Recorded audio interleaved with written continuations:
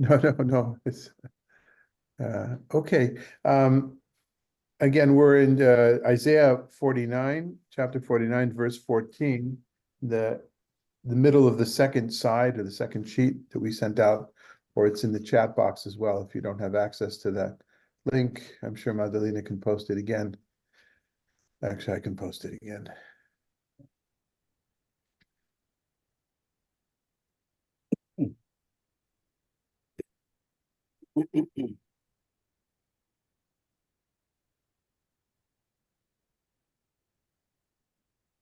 Okay.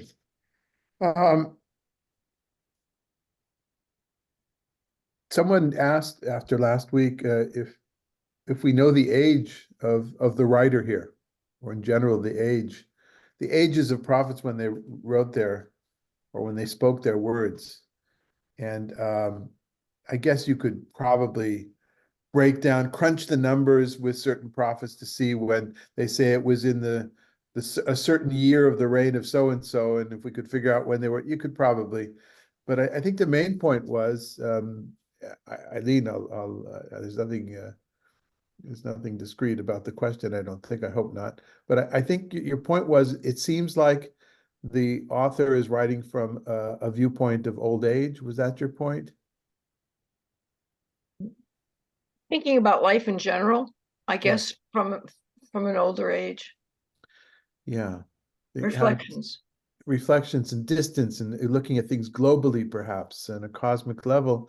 And I told you I don't know any way of dating the prophets, and I guess there are some that have looked at books that we have decided they're one author, unlike Isaiah, which is at least two, maybe three authors, maybe more, certainly even more. But sometimes people will say that this seems to be early on in their career, or even though there's a marker inside of the narrative that will say it's early on in the career. But I was reminded afterwards of the Talmud that talks about how Solomon wrote Ecclesiastes, Kohelet, in the fall of his life. Maybe it's not Talmud, maybe a later source than Talmud, but a rabbinic source. And it's in the context of why we read Kohelet, Ecclesiastes, on the holiday of Sukkot. Because the five Megillot, the five scrolls, each one has their assigned time, which is natural, whether it's or semi-natural, whether it's to read the scroll of Esther on Purim, or the scroll of Lamentations on Tisha B'Av on the 9th of Av. Those things are kind of a little bit less direct, or the reason to read Song of Songs on Passover. And maybe also relatively less direct is to read Ruth on Shavuot, on Pentecost, because it's in the days of the harvesting of the wheat. But then they come to wherever that source is. Actually, I think it might be post-Talmudic, but I'm remembering it just by heart right now. It says, and we read Kohelet, Ecclesiastes, in the fall, in Sukkot, because it was written in the fall, the autumn of Solomon's life. Right now, we don't attribute Ecclesiastes today to Solomon, but the many in rabbinic literature do, because of the way it opens up. I'm the son of David, and it is a way of looking at that. It's a way of looking from a distance, contemplating, and so when we're done with this, Eileen, if we take a break, then your homework will be to read the book of Ecclesiastes, and then you'll get a T-shirt that'll say, "I read Ecclesiastes and I survived." Which is not as rare as the T-shirt that says, "I read the book of Job and survived," which in itself is not as rare as the T-shirt that says, "I read every word in the book of both books of Chronicles and I survived." Okay. All right. I'm sure there's New Testament jokes to that effect as well. Okay. 14 to 21. Were there any other comments or questions about what we did last week or in the previous weeks? Don? Yeah, I went back and looked at the lesson last week because I didn't attend, but I thought the discussion about call was very interesting. And the sense of a new exodus coming through, but also for the whole land of Israel, not just individuals. Mhm. We're going to get today to a specific focus on part of the land of Israel, Jerusalem and Zion, which was not really the focus until now. And that's how our section opens up. Were there any other comments? Yeah, David, one thought that kept rumbling in my head over the week was, I think it was Stephen who felt where was it? Felt a little hiccup at the language of salvation and redemption. And I'm just wondering about that. And I was just wondering if in the history of Christianity and the focus on are you saved and Jews are not, and folks who believe in Jesus are, if that is what is behind that, because or is that language of salvation not through the Hebrew scriptures as much as I just assumed it was? It's more of a safety, a sense of safety, I think, in the Hebrew scriptures. And how that was extended and given a new sense in the Christian scriptures, I don't know. Well, I mean, I do know that in Christian circles of all kinds, it's just as complicated as I'm sure it is in Jewish circles. I mean, it's so many different things to so many different people, but that just kept coming up for some reason in this text of the promise of salvation for the people of God, this promise of redemption, and through Cyrus and through our release from captivity. And yeah, so I don't know what to do with that. It's just really a thought that popped up. So one of the points, I'm not sure if it came up in last Thursday, but we actually continued this theme in our Shabbat morning study because there was a verse in the weekly Torah portion that has, or a passage that has 5 different words for God saving the people of Israel, that God says to Moses, tell them that I'm going to do this and this and this. It's basically the same thing. I'm going to redeem you, but the Hebrew text has 5 different words, and maybe 4 of them are a little more pronounced, and that is the basis for the 4 cups of wine, according to some of the rabbis in the Talmud. Why do we have 4 cups of wine at the Seder, the Passover Seder? Because of these 4 different words that are used. And then one medieval source, or late first millennium source, says, well, some of us have 5 cups of wine at the Seder because of these 5 words. And so our study Shabbat morning, which was definitely linked to what we did on Thursday, was I think something like salvation, redemption, and other big words.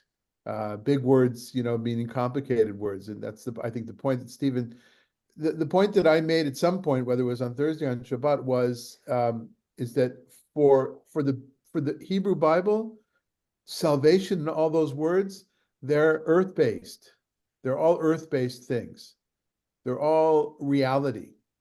And they really, it's really not about it's not about one's soul and what happens after death, what happens in the end of days, perhaps in maybe the language I didn't check, maybe in Daniel, where we have that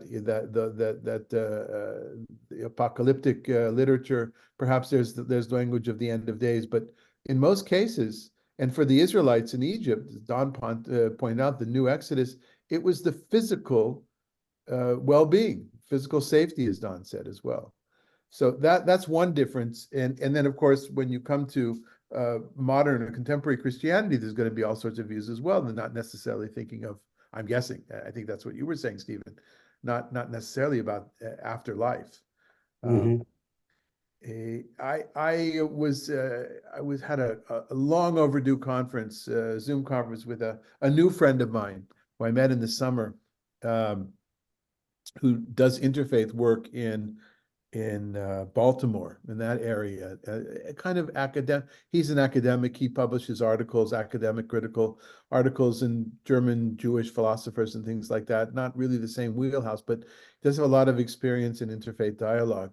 And he has had trouble, but he's had some far more success than I have with Muslims, because he has long standing relationships during these last few months. And they went they were invited to speak. He agreed because he knew the imam at a Presbyterian church in Baltimore. And this story is not meant to say anything about the Presbyterian denomination. I'm sure places change. Churches have different interpretations. So him and the imam, who knew each other, they dressed their usual garb of, button-down shirts. They don't get to maybe a sports coat, not a suit. They came, and the pastor of the Presbyterian church, who neither of them had met, who's relatively new, showed up in jeans and a t-shirt. Now that's fine, but it's what the t-shirt on the t-shirt was, two beat up kind of guys sitting on a bench. And it was from the t-shirt, it was clear that one was Israeli/Jewish, the other one was Palestinian/Muslim. And Jesus was washing their feet, both of their feet. And so my friend said, where do you begin? Where do you begin to say how problematic that is? Now, I said, but you got to admit, it's kind of funny, right? It's kind of funny that he would show up to that kind of, that's, here we are, the Christians coming to bring salvation to the Jews and the Muslims. And that brought to mind this conversation as well about the definitions of salvation and the element of supersession or abrogation, which is the word that's used between Islam and Christianity and Judaism, but more or less means the same thing. We'll be the ones to save you guys who failed in the past, perhaps. Oversimplification, but only goes to show that when you're talking and studying about something, it shows up everywhere in your life, at least in my life, right? Okay. Nice. That's helpful. Thanks. Any other comments? Just, and I don't mean to bring back last week, but just about this idea of call, isn't a personification of that call in the Jewish tradition, bar mitzvah and bat mitzvah, in the Christian tradition, it's confirmation. I mean, where you publicly show you're committed to the morality and the traditions of your particular calling. Yeah. So, Don, while in the North American Jewish community, and also South American, far less so in the Israeli and European Jewish communities, the bar or bat mitzvah, it appears to be like that. That's the influence, in my opinion, that's the influence of the church on the synagogue in North American contemporary Judaism. From a traditional point of view, a bar mitzvah, and there wasn't a bat mitzvah until the first one in the late 1920s, the daughter of Rabbi Mordechai Kaplan, and it was an outlier until late 50s or 60s even. So the bar mitzvah ceremony was merely calling the young man who had come of age to the Torah, to read from the Torah, because he was allowed to at that point. It was merely saying to this 12 and a half year old kid, next Yom Kippur, on the fast day, when you're 13, you have to fast. You can no longer just do a half-day fast or experiment. It's putting on the talit and tefillin. It's the different things, but it's purely legal. There was no pomp and there's no formula that in traditional Judaism that the young person would say, I am now a Jew. Kids say that, which is where you get the idea from, whether you've been at a bar mitzvah or a bat mitzvah, whether you've seen it on TV. That's what kids do, but that's in my opinion, that's the influence of the church. And so, yeah. Thank you. Yeah, that's interesting. Until you asked the question, I hadn't really thought about it. There's so many things that are influenced, that in contemporary Judaism are influenced, that I would imagine we've talked about before. The fact that the place where the prayers are led from is at the edge of the building of the space, as opposed to the middle of the space that it was traditionally, and then that changed already in Central Europe with the influence of the church. The organ, the music, using the vernacular to give a sermon, as opposed to a Yiddish or Ladino or or Jewish. Yeah. Okay. All right. Yeah, I just had one more comment on that particular thing. Just clarification. My understanding is that you come of age and you're obligated for those things, like to fill in and all those things just by being Jewish. There's no requirement for a ceremony or anything, you've reached that age, you're able to be called to the Torah. Correct. That's it. Your obligation is a good word to use. You're obligated to be part of the community of adults by making to be the 10th person when they need to say a certain prayers that need 10 people, etc. Yeah. But of course that's what's in the books and there's what's in reality. Yeah. Yeah. So Troy asks if or mentions that if it's possible that the concept of salvation in Christianity gets confused with the idea of being righteous in the Hebrew scriptures. I don't think so, Troy. I think that again, I think that salvation is something that is done to people in need. I'm going to go back to Don's word. I like the fact that it's a safety issue. I'm in a very wide sense.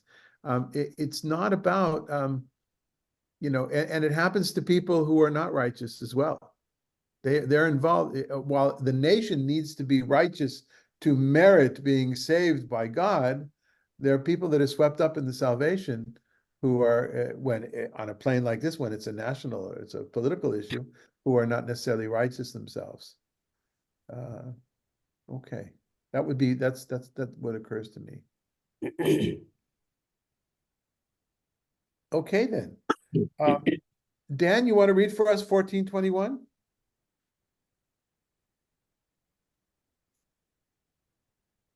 Zion says, God has forsaken me, my sovereign has forgotten me. Can a woman forget her baby or disown the child of her womb? Though she might forget, I never could forget you. See, I have engraved you on the palms of my hands. Your walls are ever before me. Swiftly your children are coming. Those who ravaged and ruined you shall leave you. Look up all around you and see. They are all assembled, are come to you. As I live, declares God, you shall don them all like jewels, deck yourself with them like a bride. As for your ruins and desolate places and your land laid waste, you shall soon be crowded with settlers, while destroyers stay far from you. The children you thought you had lost shall yet say in your hearing, this place is too crowded for me, make room for me to settle. And you will say to yourself, who bore these for me when I was bereaved and barren, exiled and disdained? By whom then were these reared? I was left all alone, and where have these been? Any reactions? Does anybody get a sense that this section is different, perhaps in authorship from earlier in chapter 49? I mean, we talk about Isaiah being broken up into sections, the whole book, but within sections, I get a different sense in this chapter from what we talked about last week, what was talked about last week. Can you put your finger on more than a Just sense? like, and all of a sudden, and here we're talking about a woman forgetting a baby. We're talking about swiftly children are coming. You deck them all like Jews. You deck them like a bride. It just seems like it's different to me. It hits me differently. I have no authority for that, but it just seems that way to me. I'd say none of us have any authority. I'm sorry. I'd say none of us have any authority when it comes to reading this and what we feel, what we're impressed by. Let's get to, go ahead, please, Troy. Once again, I'm new to this, but the first part of chapter 49, seemed like, at least in part, it was the people suffering, speaking more, about the exile and the treatment they would go through. And now Zion, if we take that to be Jerusalem, assuming I'm seeing that right, it seems to be connecting the two and how that will be restored as time passes, and the people will turn to the land that's the promised land, or at least as I'm seeing it. Yeah, for sure. And you have just as much as authority to see it as we do. Thank you. The Zion here is this is opening up a new that wasn't the topic in the past, and you'll notice that I think we pointed out last week, Cyrus is gone from all this, right? This is no longer about Cyrus. This is about the people themselves, and maybe Don, maybe what you're feeling is that it's getting more up close and personal. It's less theoretical. Maybe that's how the author, whether it's a different author, whether it's the same author, wants us to feel, to use metaphoric language, which is really, really intimate, sensitive. The imagery here. Some of the themes that are here, and we'll see going on as well, have to do with the relationship of God, between God and the people of Israel, likened or symbolized by the relationship of a man and a woman, right?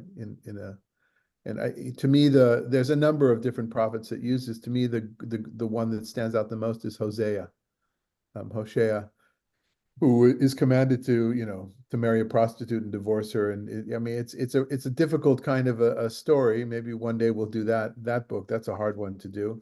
But that usage of that metaphor, the people of Israel are the woman, is a woman in the relationship, God is the man in the relationship, and the women have strayed, then the man's going to let her back. And hence you've got this lot of talk here about the feminine side of humanity.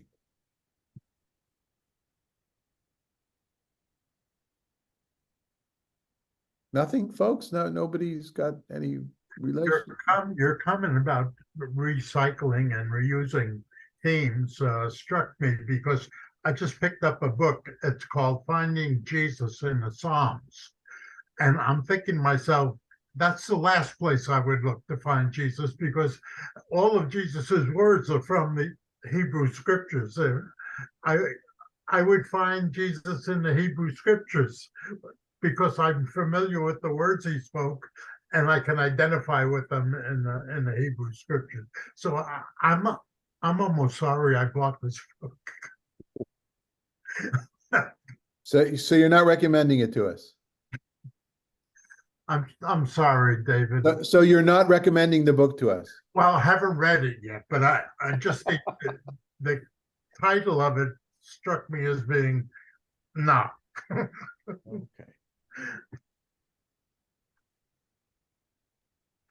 So one challenge here, and I'm zipping forward, I'm zooming forward to contemporary Judaism, in my opinion, is this usage of Zion, Jerusalem, that has been destroyed and then likened to a woman who is in catastrophic shape, has lost her children, or is a barren woman.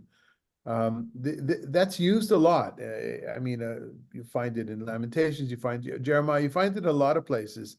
And this seems to be kind of answering that. That imagery is very problematic.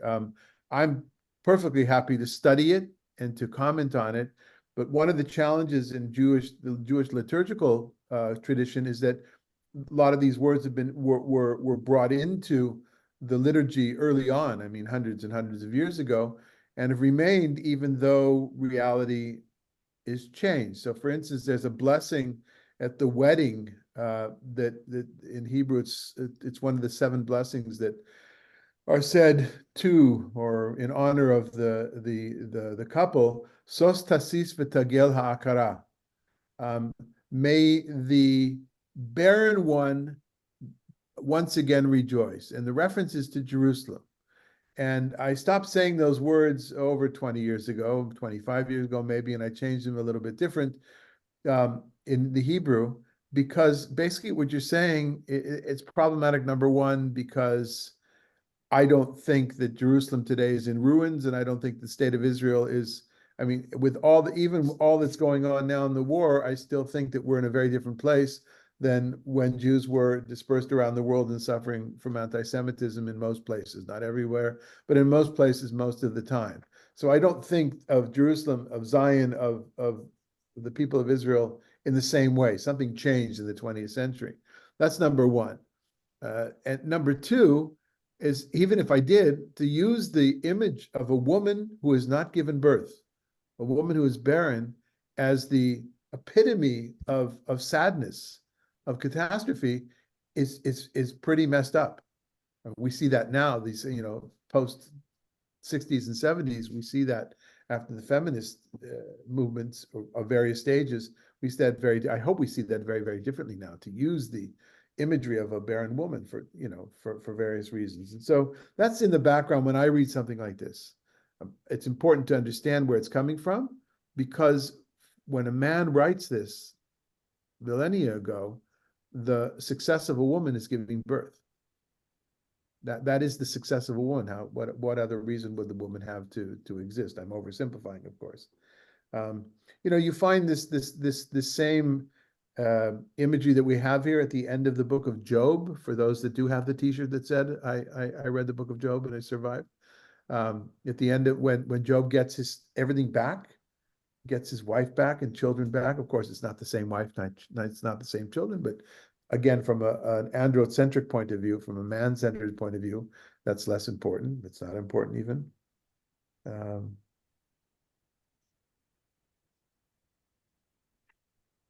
Yeah, I think at the least the first part of this chapter, it is more the coastlands, the nations. It's more global, more universal, and the message in part seems to be, despite all the tragedy, God redeems. And then you have that wonderful doxology in verse 13, shout and rejoice. God has comforted his people. Then in this dialogue back and forth, you have Zion's pushback. And of course, it's now focused on Jerusalem, or it's no longer the global. And Zion says, but I am forsaken. I've been forsaken.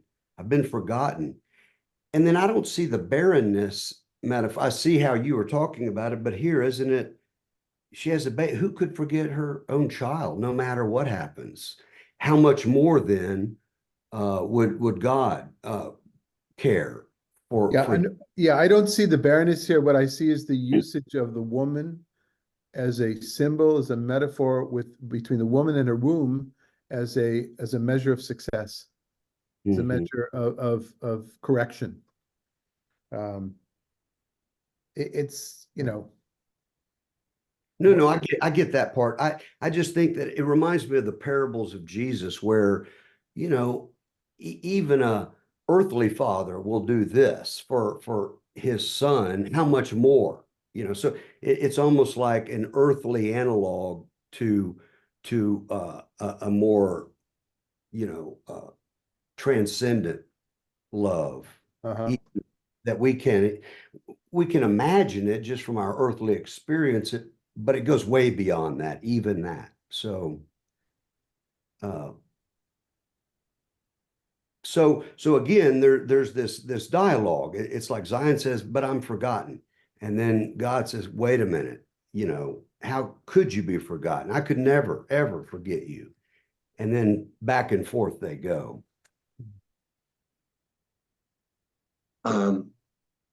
What I'm saying in the section we just read is the theme of repopulation, of more and more and more people, more gathering of souls. The near the end, the thing that really struck me is the children who thought you lost shall it say in your hearing, this place is too crowded for me. Make room for me to settle. It's both a blessing and a curse. Well, for those that live up in the middle of nowhere next to a a national park, a Joshua Tree, it would certainly be seen as a curse. But so let's bring it to 20th century. Again, these are the things that go across my mind in the notes that I make. My first reaction when I began this was, Zion says, God has forsaken me. I would say today, It feels like, although there are many Israelis that felt that way, and those who are hostages, of course, and the families of hostages, and those that live on the border area, but there seems to me far more in Gaza that we're saying, why is the world forsaken Gaza? We see that as well. But it just because that's what's on my mind. As we say, every time we study together, we're studying together in the midst of a war and horrible death on both sides, and we hope that this study will elevate us.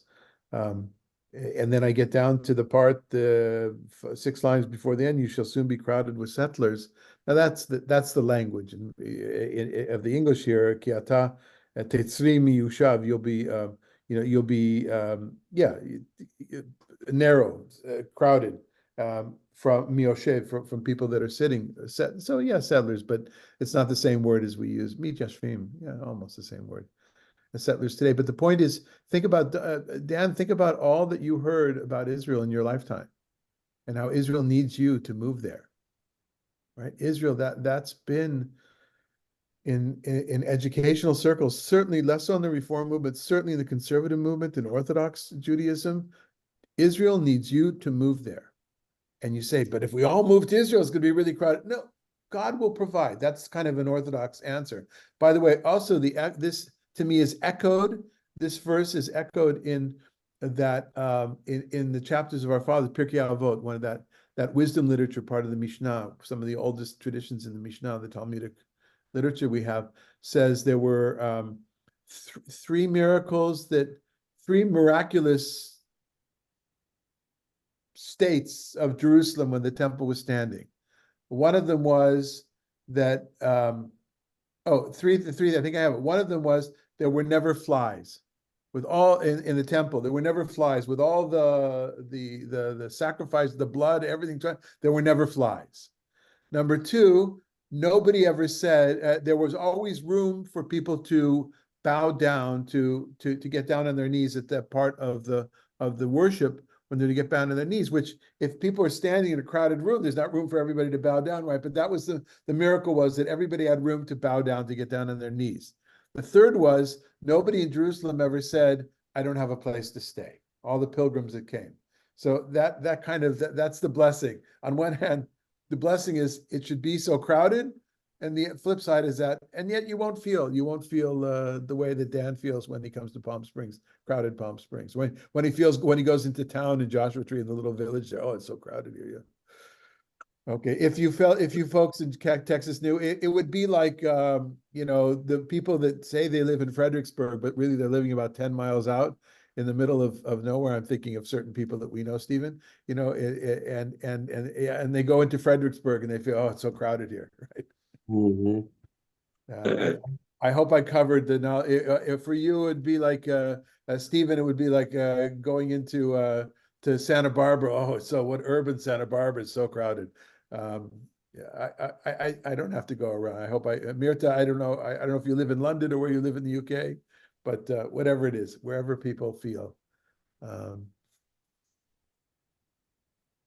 There's an interesting line here, which see, I have engraved you on the palms of my hands.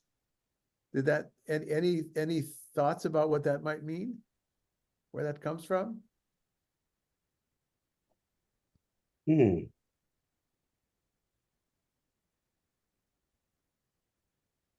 Some have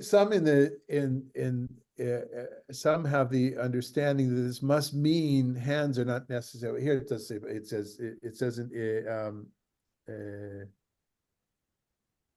just a second.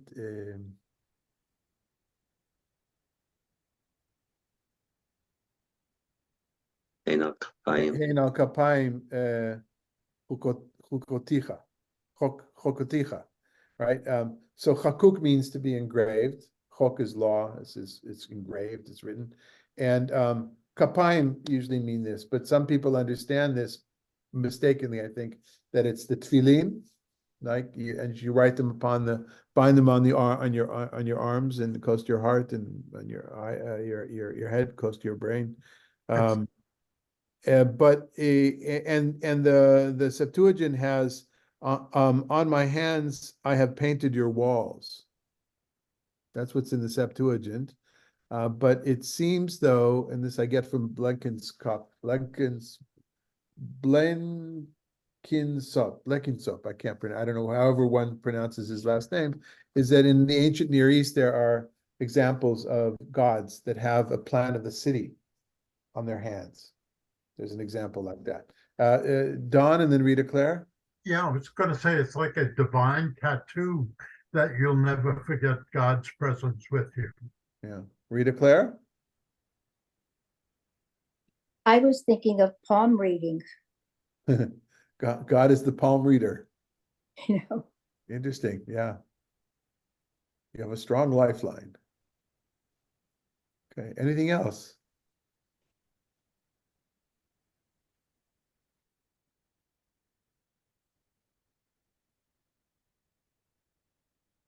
Okay. Then let's go on. Let's see, Rita Claire, 22, 24.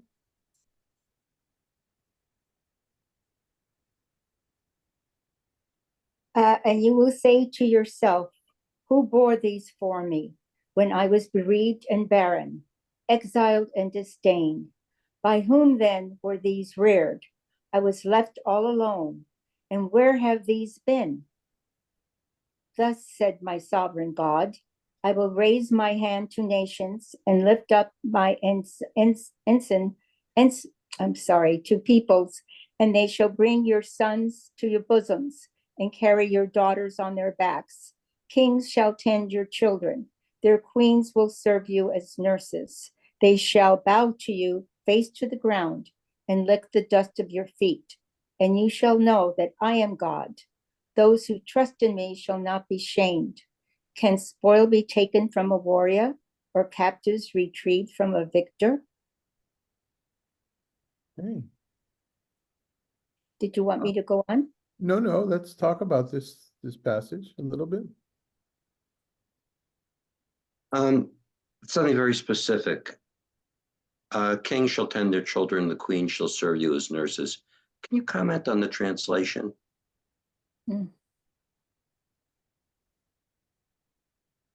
Yeah, so V'hayu melachim omanaich. So melech is a king, as you know.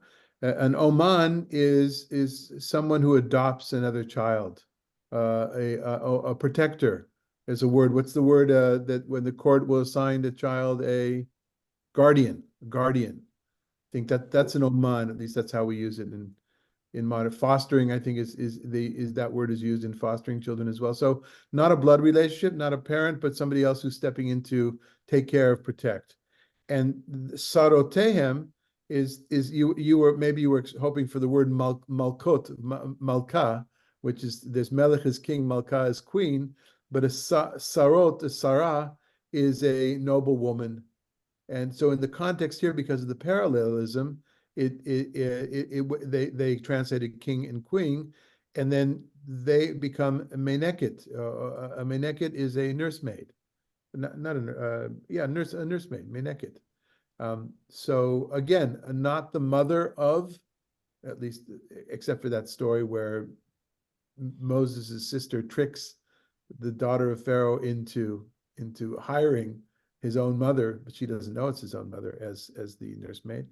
And is that what you were, what was the challenge, Dan? The challenge is my own, kind of my own lack of Hebrew fluency. I just couldn't make sense of the translations. I could overall picking the words apart. So thank you for that. Right. So sarot, you can think in modern Hebrew. In other words, sar is minister. The minister of in the governmental minister, member of the cabinet is a sar.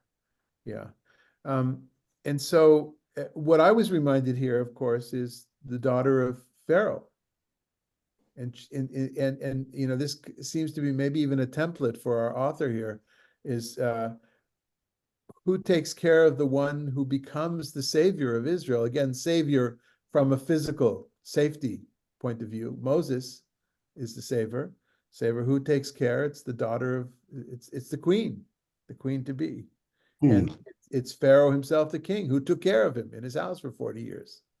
Now, one of the things that come up when we study, and obviously I totally encourage us to think wildly, even certainly not too disciplined about making connections, but of course, then where would that bring us though? Well, in other words, if somebody says, oh, this reminds me of that, my question will often be, okay, and what do you get out of that being reminded?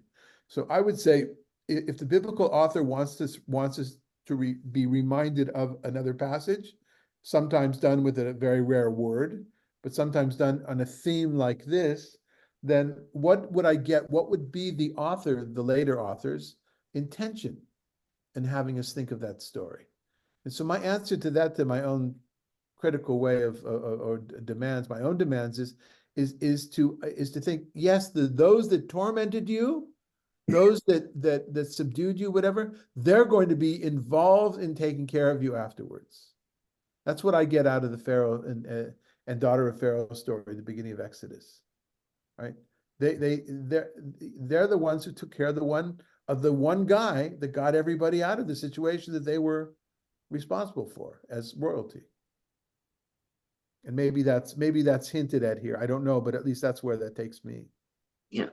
Well, the following two lines, it gets intensified. It's goes beyond help to servitude and objection. Yeah. Is there one line that some people find objectionable here? That was a leading question. Lick the dust of your feet. Yeah. So apparently in the history of interpretation of the 19th, 20th century, there were those that tried to understand that in very different terms because they just found that to be so offensive, that idea. But it seems to be that's the simple meaning of the text, and that's what's implied here. Yeah. You made us lick the dust off your feet. You're gonna do the same to us. A little what there's a word for that. Payback. Yeah, but in literature, fantasy of the oppressed. Fantasy of the oppressed. That's the Purim story, right? Esther, right? Is that ending? That's such violent ending, and that's again back to today. Some of the challenges that I'm finding in the writings. I don't hear people speak in person because I am in the desert, but the writings of many of my rabbinic colleagues and others as well, the op-ed pieces about this fantasy of revenge became reality of revenge in some ways. You know, if we have the opportunity, this is what we would do to Hamas. We would eradicate them and we would be blind to everything else. And that fantasy has become reality for some. Again, thoughts moving through my head. You don't have to agree with that, of course.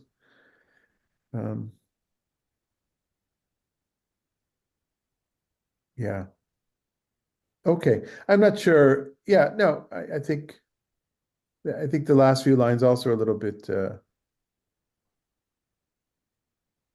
a little challenging. All right. Okay. Eileen, do you want to read 24, 26? Sure, but before I do, Lisa, things that remind you, in 14 to 21 at the end, this place is too crowded for me. I think of be fruitful and multiply next year in Jerusalem. I mean, that's immediately what came to me. Uh-huh. I don't know. Yeah. The fruit, yeah, so to be fruitful and multiply, when you meet, and of course, Eileen is speaking from where she lives half of the year, or more than half of the year. Eileen lives in a neighborhood which is, I think you guys are the only non-ultra-Orthodox people in a few blocks, right? Something Right. like almost. Right. So you are exposed on a daily basis to families that have, Jewish families that have 10 and 7, 12 children. 12 children, right? So and in one space, and that's celebrated, absolutely celebrated. And of course, when you now today's a little bit different, but in the days when I was younger, I think when we were up, people said, "What about population explosion? What about this? Where are all these people going to be?" And the answer, a typical Jewish answer, to that would have been, anybody? Jerusalem. God will provide. Well, actually, there was another typical, which was less theological and more about 20th century. You know what? It's going to take us a while to make up the 6 million Jews that were murdered in the Holocaust. So that's in the background of a lot of but yeah, God will provide it certainly in the ultra-Orthodox world, and that's the same thing next year in Jerusalem. Everybody be there. You say, can we all be there in Jerusalem? Really? You know, especially with the price of hotels in Jerusalem, dude. That's like, you know, Well, they Well- go to Lakeland, New Jersey instead. yeah, they could, yeah. I go to the other Jerusalem, or they go to yeah, Like, they go to Florida, the other Jerusalem. Okay, so okay. What was always said to me, mainly by Hispanic people, is that, oh, God bless you. And I always say, yes, he already has. Because they just felt that the more children you had, the better you will be taken care of in your old age.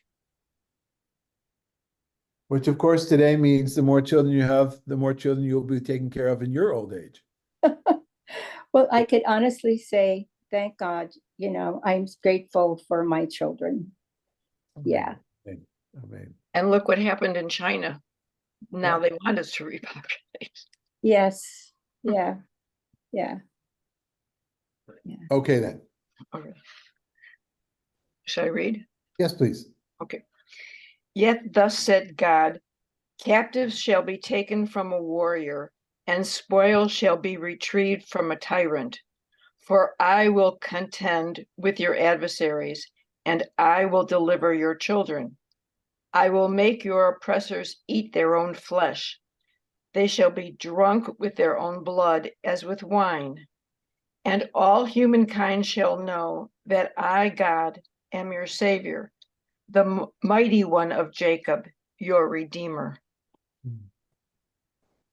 You might have seen this section is directly related to the words that come beforehand, and the reason that I personally,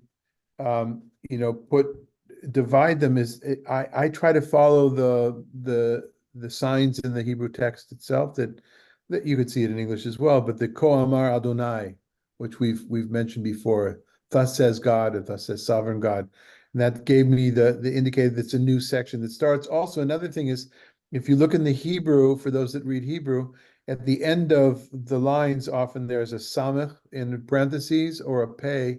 That isn't in that's not in the text as it's copied. What the samech means, I've mentioned this before, it means that there is a short break in the text. So if the text is, you can imagine,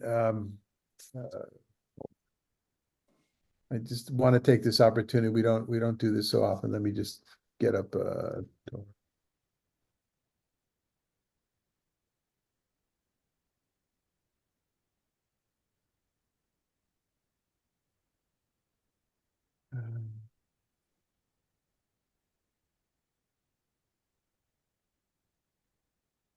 Not sure this is the best thing I could do, but let's take a look at this picture. And this is from a Torah scroll, but all ancient scrolls were written this way.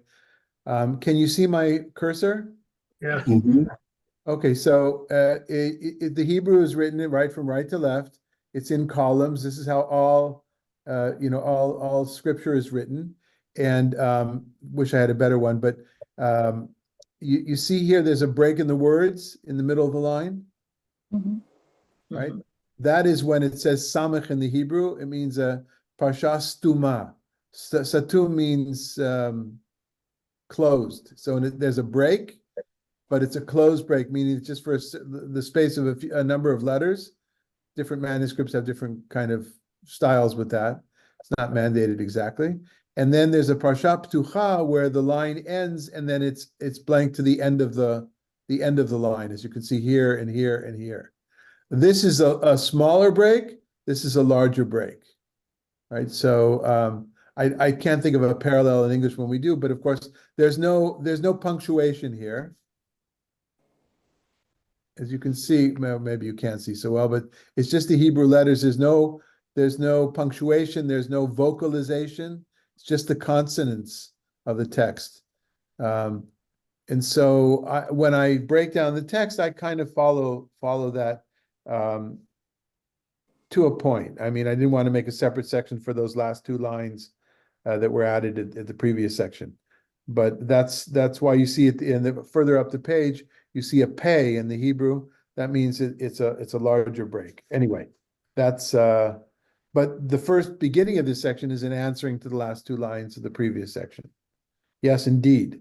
God can do these things. You think that's not, can this really happen? Yes. And then there's more of this kind of fantasy of the oppressed, which is pretty difficult, right? I'm gonna make my oppressors eat their own flesh and drink their own blood. Yes, Stephen.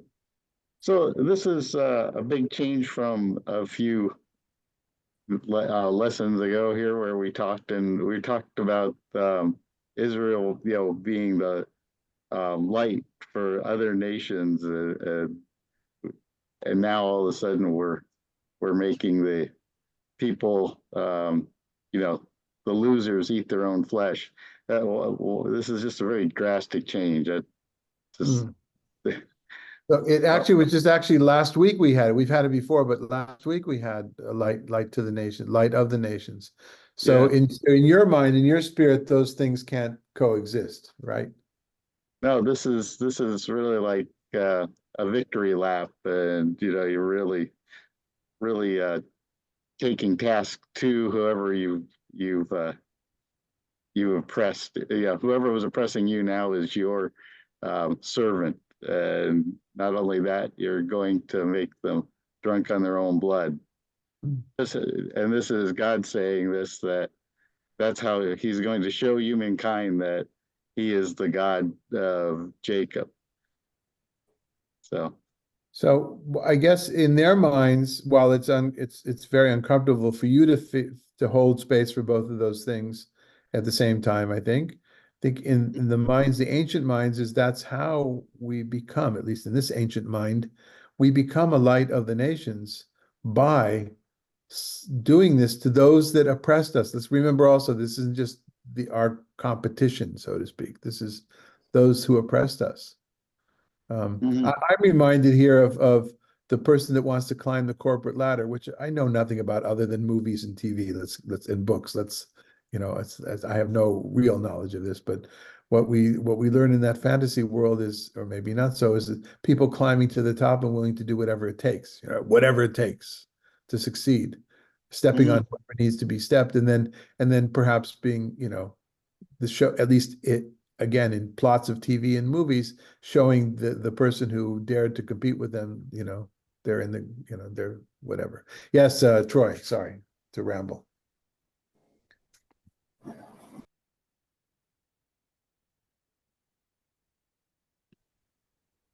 So Troy, you unmuted and then you muted yourself. There you go. Go ahead. Start again, please. Yeah, I apologize. Maybe I'm oversimplifying. Talking about making Israel's oppressors do this, is this at the hands of the people or at the hands of God? Sort of like when the ark, and forgive me, I'm going to mess this up probably, when the ark was captured by the enemy. They wound up bringing it back to the Israelites because of all the bad things that happened to them, if I recall that story. So is this actually, the people doing this to the nations, or is this God doing it? The other part that comes to mind is, if I'm seeing the narrative right, most of Isaiah is, if you don't return to God's ways, you're going to exile. But the day will come when you will return, and God will bless you. Isn't this sort of reinforcing that, or am I oversimplifying it too much? No, I don't think you're oversimplifying it, but what Steve is bringing up is how uncomfortable, I think, if I put my word, if how uncomfortable this is to his own understanding of what's right.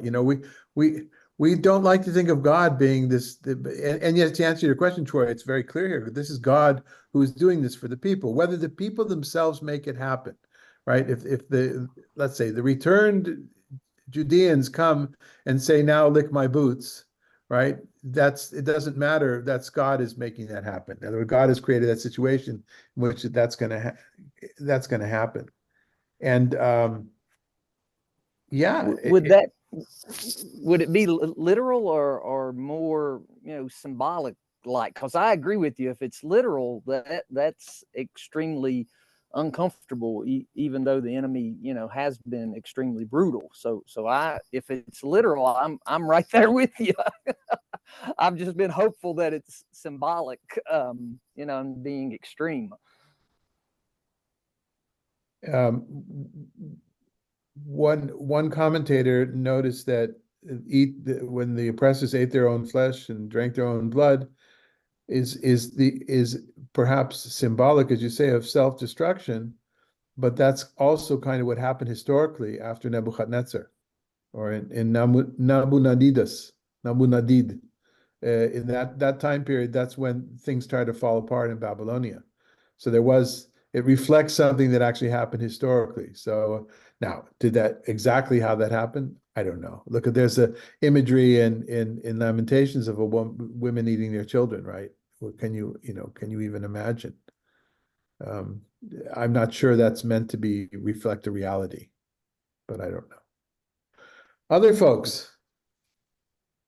Yes, Don.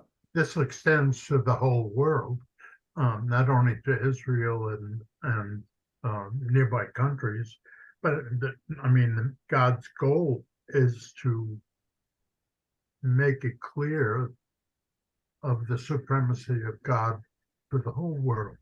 Mhm. Yeah. I mean, so whether by circumstance or by divine providence, this is supposed to happen. Frank? It may not be pretty, but you know that you really that Luke section right beneath the last verses read, I think is really comforting. Okay, Frank, I think you wanted to say something? Just need you to unmute first.